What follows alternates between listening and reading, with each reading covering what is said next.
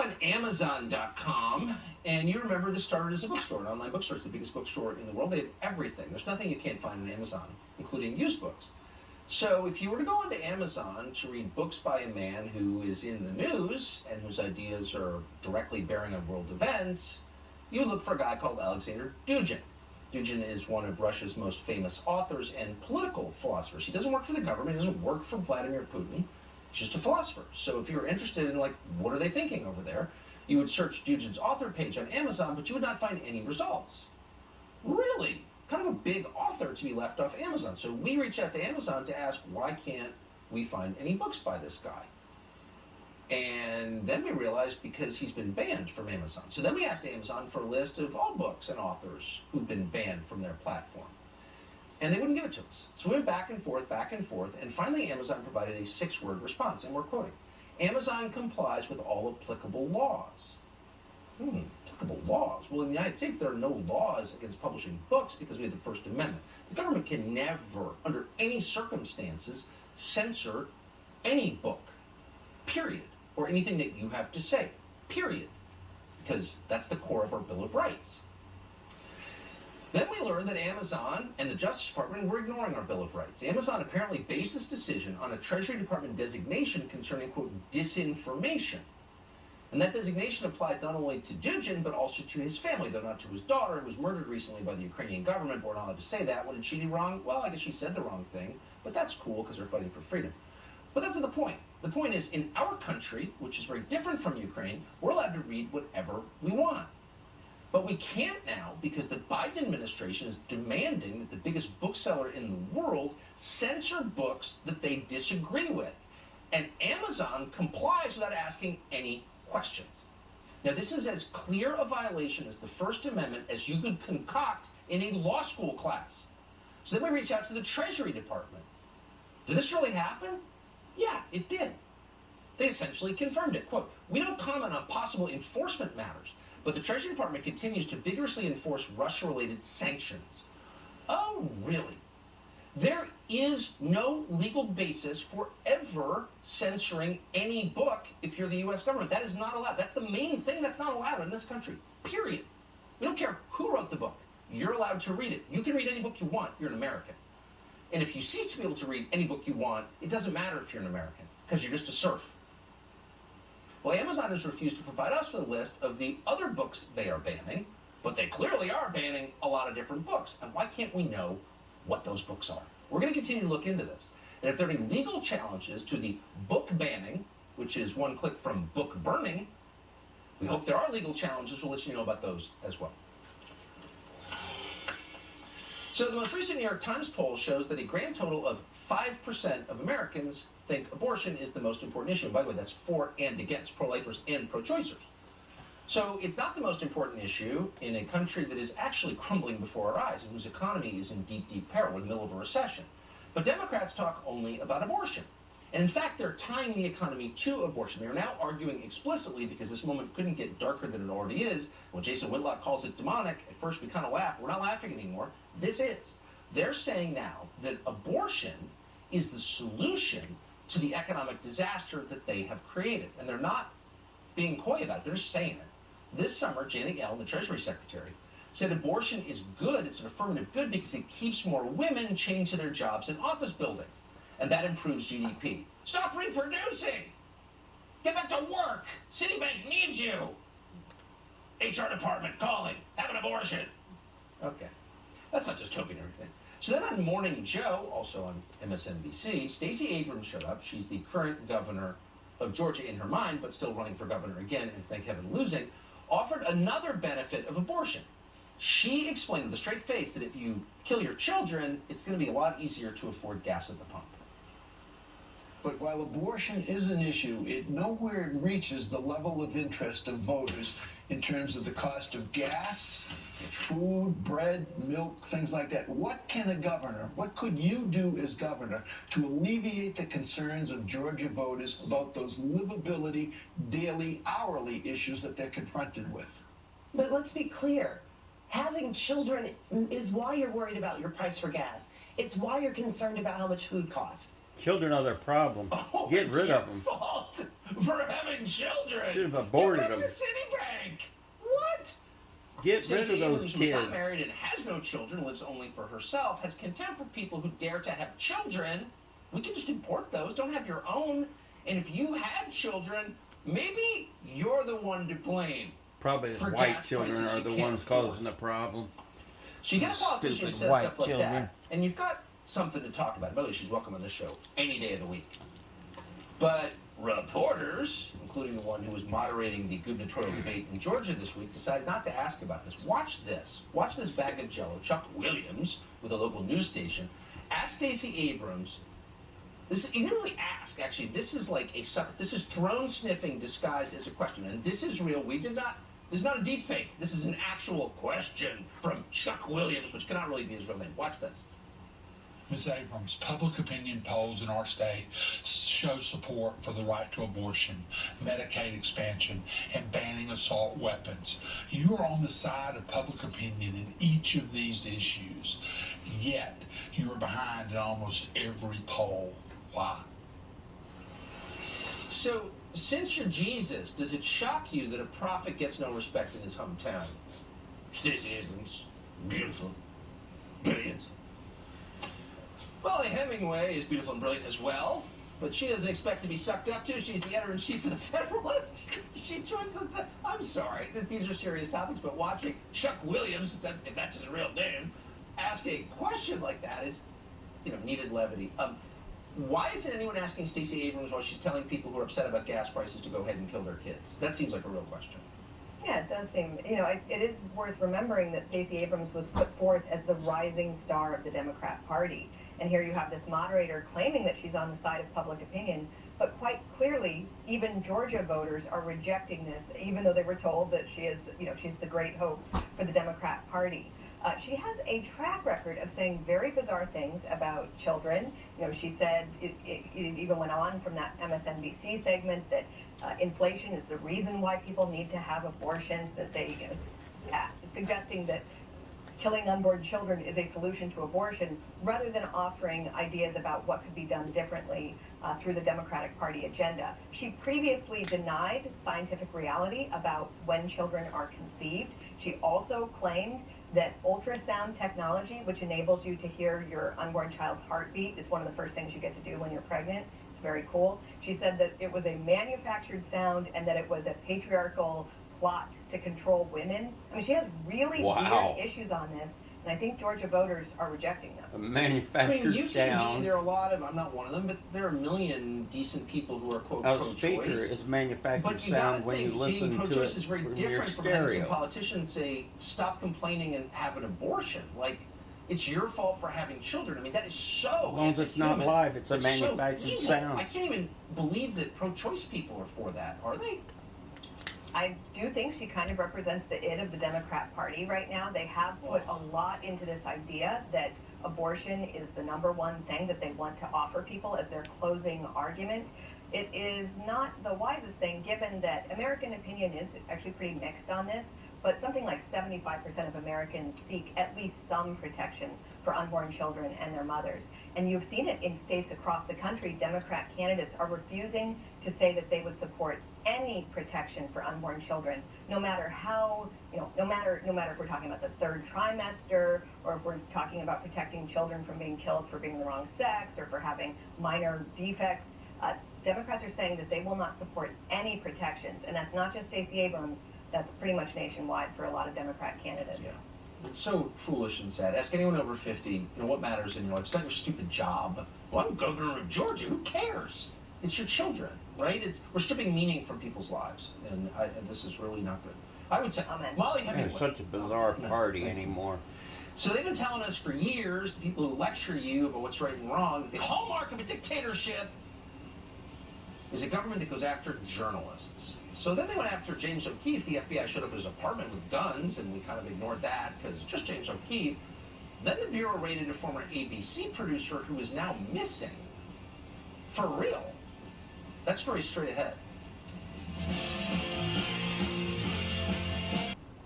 Well, here's a completely bizarre story. We can't even really guess as to what's really going on here. But an ABC News reporter gets a visit from armed men with guns from the Biden administration at home and then disappears and hasn't been heard from since. What? Fox's Trace Gallagher has the story for us tonight. Hey, Trace. Hey Tucker, the missing journalist is 52-year-old James Gordon Meek, who covered national security and terrorism for ABC News. In April of this year, the FBI conducted a heavily armed raid on his 6th-floor apartment in Arlington, Virginia. The FBI called it a, quote, court-authorized law enforcement, meaning the search warrant was approved by a federal judge. And during the raid, the FBI also seized Mr. Meek's laptop. Anonymous sources told Rolling Stone magazine the laptop included classified information. James Gordon Meek's attorney believes only a source inside the government would know that and says the leak is highly inappropriate. But on top of that, the Biden administration prohibits seizing documents from journalists without authorization from U.S. Deputy Attorney General Lisa Monaco, leading many to ask, why would the Deputy AG give that kind of approval? Well, it's notable that James Meek was the award-winning producer of a Hulu documentary called 3212 Unredacted. The 3212 refers to the Special Forces unit that was ambushed in Niger in 2017. 4 U.S. soldiers lost their lives, and the Pentagon kept giving the families of the fallen soldiers different versions of what happened. I also covered that story and talked to one of the widows at the time, Michelle Black. Watch. He always knew his odds before he went in, because I think he knew he was probably not coming home. But I think he knew that if he took a risk, some of his friends might. So the Pentagon finally blamed the Special Forces for embarking on a rogue mission. Another ABC journalist who also worked on the Hulu documentary also inexplicably left the network a few months before James Meek disappeared.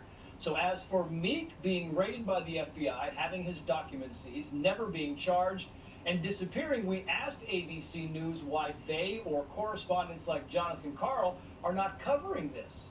ABC News responded saying only Meek resigned very abruptly and hasn't worked for us in months. Very odd.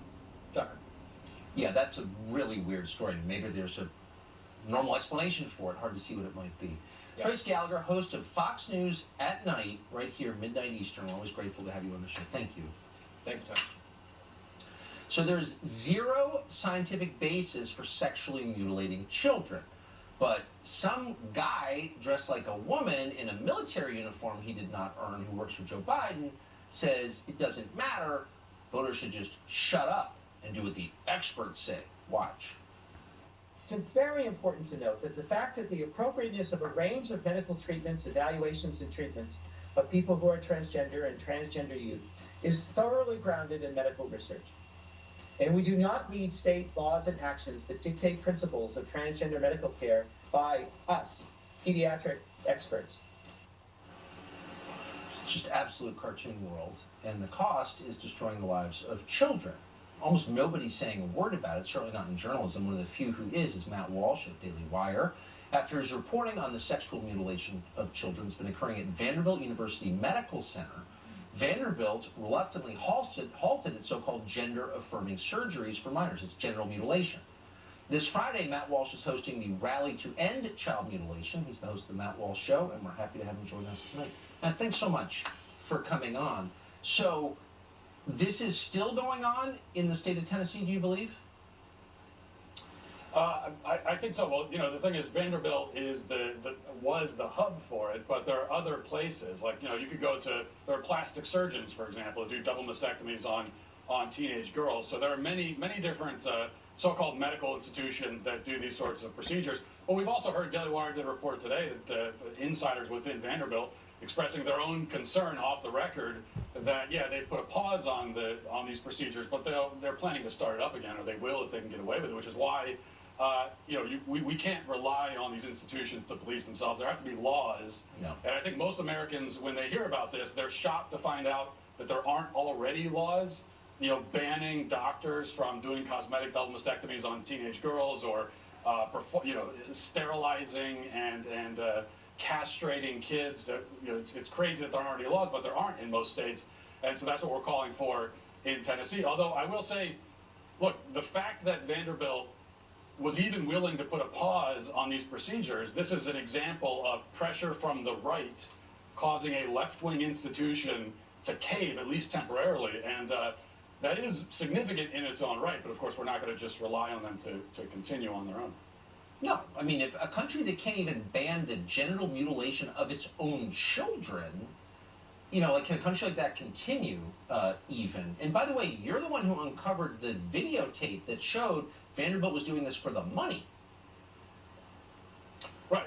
And it's, you know, on one hand, it's not a big revelation because, of course, they're making a lot of money from it. But in one of their videos, we had a doctor explaining how she convinced Vanderbilt to get into the gender transition game to begin with. And she said her own words that it's a big moneymaker. And by the way, why is it a big moneymaker? Well, she also explains that not only are these complicated procedures, I mean, to make a fake penis for a man is complicated, or for a woman is complicated, but also you're making a patient for life. They have to keep coming back for follow-ups, and it's a patient for life, and they make a lot of money off of that. Thank you for calling this out. I really appreciate it. Matt Walsh, thanks. Thank you. So if you're distressed by the people who run the biggest corporations in this country, you probably haven't heard from Bob Unanue, who is the head, the CEO of Goya Foods, and is not afraid to stand up for the country that produced him and his company. We're going to talk to him next after the break. What do you think China thinks when they see our trans admiral, Rachel Levine? Better not take Taiwan! He's scary. So if you are used to listening to corporate CEOs on television, you might be a little surprised by Bob Unanue, who is the CEO of Goya Foods, which is the biggest Latino food company in the United States. So 2 years ago, he went to the White House to announce he was donating food to a food bank, to a bunch of food banks, millions of pounds of it. And during that announcement, he praised the then sitting president of the United States, and that caused a boycott led by Sandy Cortez of his company, Goya Foods. But that boycott didn't exactly have the effect that Sandy Cortez believed it would have. We spoke to Bob Unanue about what happened to his brand on a brand new episode of Tucker Carlson Today. Here's part of it.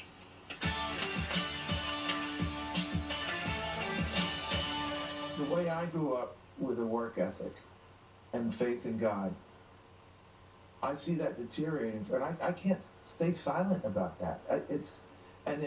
But it's not anything against anyone, against our consumers. In fact, you know, when I said we were blessed with President Trump, we're offering a couple million pounds of food. It turned into 4.5 million pounds of food.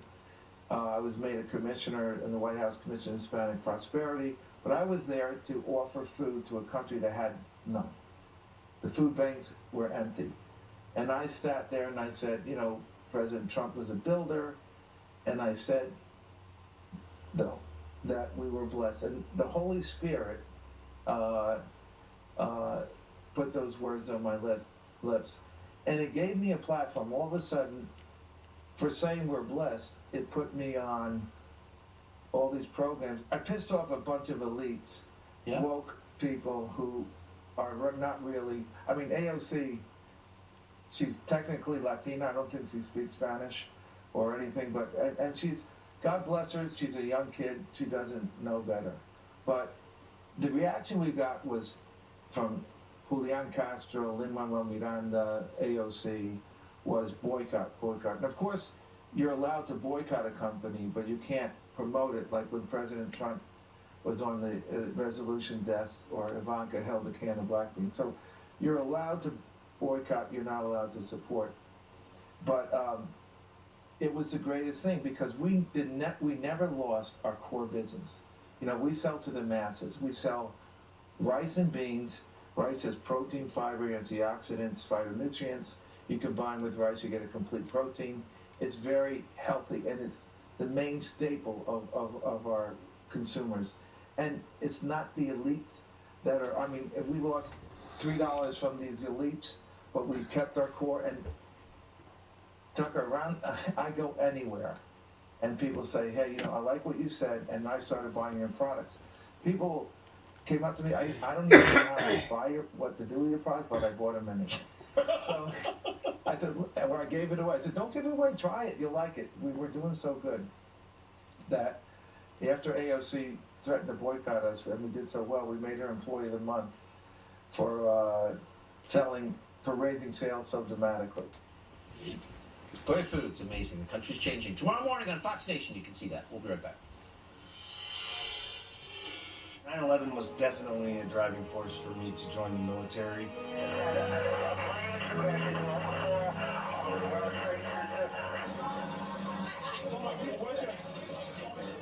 When I was 16 years old, I knew that I owed it to my country to do a duty to make sure our country stayed safe. The second deployment's the one that really got me.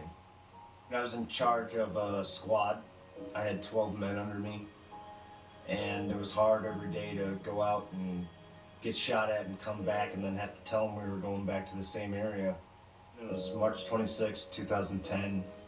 I was on a routine patrol to actually help another squad that was in a Hyde unit, and we went to go across the bridge, and I stopped my patrol about 100 feet back, and I stepped on a pressure plate IED, which ended up making me lose my arms and legs. You wake up in that hospital bed, and the thought in your mind is, do you give up or do you keep going? So I kept going. In 2012, I believe it was, this man walks in and he says, "I'm Frank Stiller." And he goes, "I'm gonna build you a home."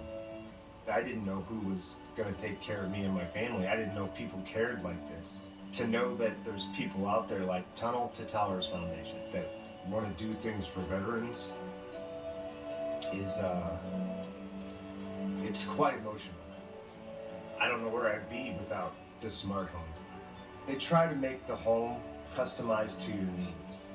A smart home for me gives me the independence in life where I can feel and live normally. I look at it as not the worst day of my life, but now I look at it as the best day of my life because I got to live again.